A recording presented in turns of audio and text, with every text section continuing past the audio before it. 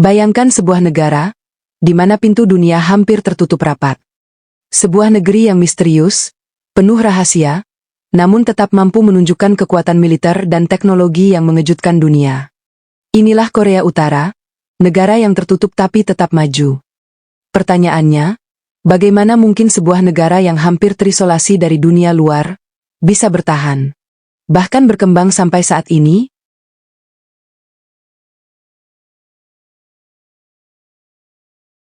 Untuk memahami Korea Utara, kita harus kembali ke masa lalu. Setelah Perang Dunia II berakhir, semenanjung Korea terbagi menjadi dua negara, yaitu Korea Selatan yang didukung Amerika Serikat, dan Korea Utara yang berada di bawah pengaruh Uni Soviet. Perang Korea tahun 1950–1953, yang menjadi titik awal terbentuknya identitas Korea Utara. Di bawah kepemimpinan Kim Il-sung, lahirlah ideologi Juche, sebuah filosofi kemandirian. Juche menekankan bahwa rakyat Korea Utara harus berdiri di atas kaki sendiri, tanpa bergantung pada dunia luar. Inilah fondasi yang membuat Korea Utara menutup diri, membangun sistem politik, ekonomi, dan militer yang sangat unik. Sejak saat itu, Korea Utara bukan hanya negara, tetapi sebuah simbol perlawanan terhadap pengaruh asing. Mereka memilih jalan berbeda, dan jalan yang penuh misteri.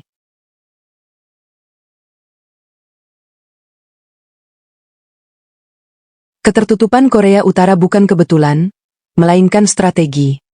Pemerintah mengontrol informasi dengan ketat.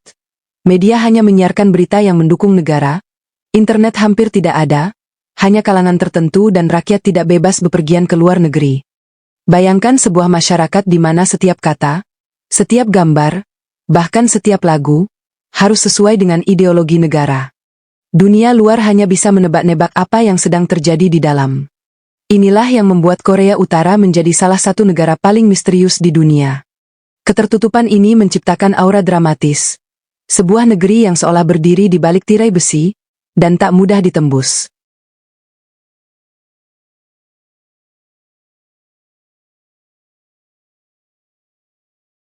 Namun, di balik ketertutupan itu, Korea Utara menunjukkan kemajuan yang mengejutkan. Dunia tercengang ketika mereka berhasil mengembangkan teknologi rudal balistik dan senjata nuklir. Bagaimana mungkin sebuah negara dengan ekonomi terbatas mampu menciptakan senjata yang menakutkan dunia? Jawabannya ada pada fokus mereka. Militer menjadi prioritas utama. Sumber daya dialihkan untuk penelitian, pengembangan, dan produksi senjata. Selain itu, Korea Utara juga memiliki industri berat, pertanian yang diatur ketat, dan sistem pendidikan yang menekankan loyalitas serta teknologi. Meski rakyat hidup sederhana, negara tetap berusaha menunjukkan kekuatan di panggung internasional. Inilah paradoks Korea Utara. Tertutup dari dunia, namun tetap maju dalam bidang yang membuat negara-negara besar harus berhitung ulang.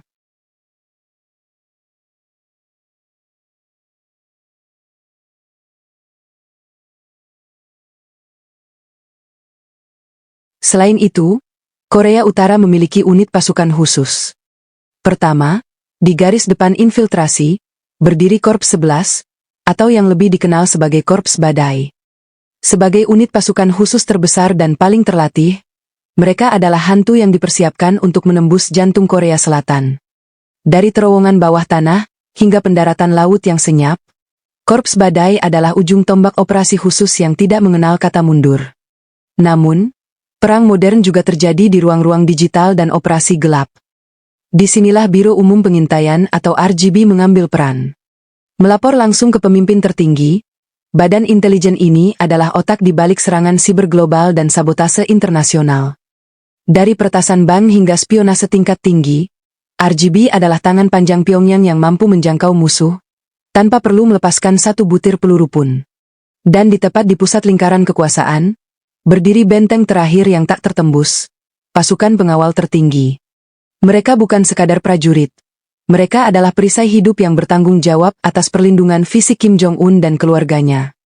Dengan loyalitas mutlak dan pengawasan internal yang ketat, unit ini memastikan bahwa tak ada ancaman, baik dari luar maupun pengkhianatan dari dalam, yang bisa menyentuh takhta. Inilah raksasa militer salah satu terbesar di dunia.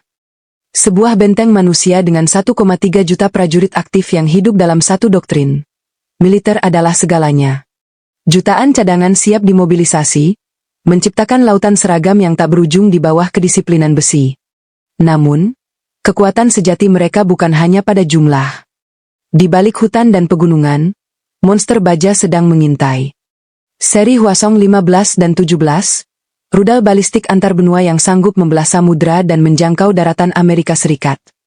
Dari rudal hipersonik yang menembus pertahanan udara, hingga kapal selam Guksong yang siap muncul tiba-tiba dari kedalaman laut. Dan inilah kartu kiamat mereka, hulu ledak nuklir. Dengan perkiraan lebih dari 100 unit senjata termonuklir yang telah diminiaturisasi, Pyongyang memegang kendali atas kehancuran total.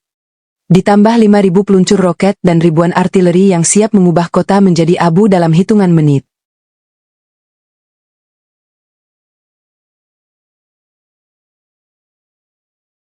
Di satu sisi, rakyat Korea Utara menghadapi keterbatasan, akses informasi minim, ekonomi tidak sekuat negara tetangga, dan kebebasan sangat terbatas.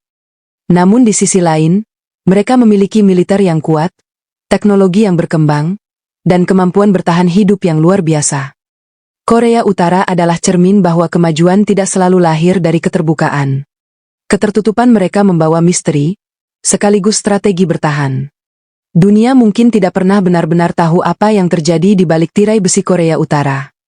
Namun satu hal pasti, mereka telah membuktikan bahwa dalam keterbatasan, tetap ada cara untuk maju. Dan kisah Korea Utara mengingatkan kita bahwa setiap negara memiliki jalannya sendiri, meski jalan itu penuh rahasia.